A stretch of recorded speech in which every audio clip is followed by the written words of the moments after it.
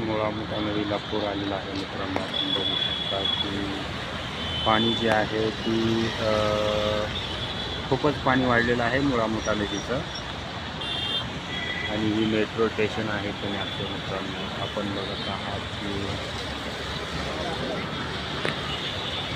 पाणी साठा आहे ते भरपूर झालेला आहे.